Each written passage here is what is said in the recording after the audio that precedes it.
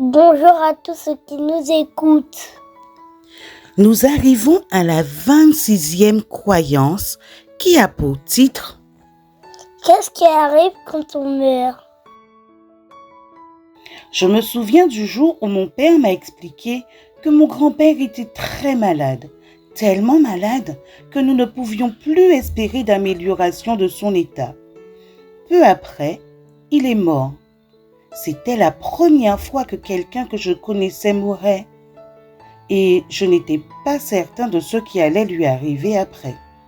C'est ce que j'allais apprendre à son enterrement. As-tu déjà assisté à cela? C'est un service qui se passe souvent dans une église.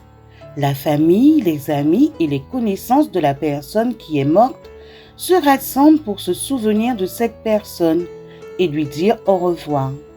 L'enterrement de mon grand-père fut triste et un peu angoissant.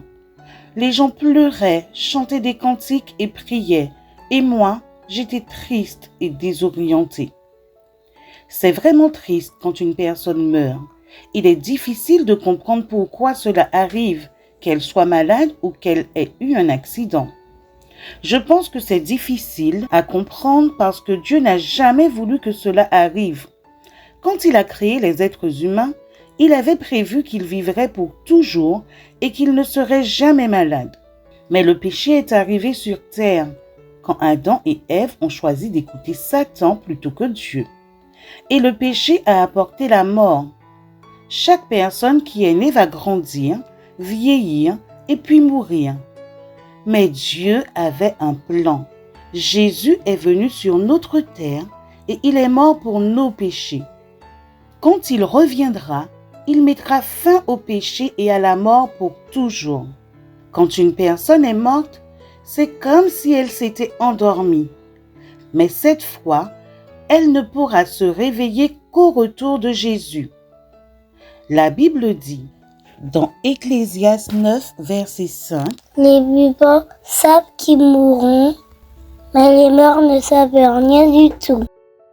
Leur corps est enterré dans la terre, mais Dieu se souvient d'eux. Même si nous sommes tristes et que cette personne nous manque, nous avons l'espérance de la retrouver le jour où Jésus reviendra. Ces promesses sont dans la Bible. Alors le Seigneur lui-même descendra du ciel. Ceux qui sont morts en croyant au Christ vont se relever de la mort les premiers.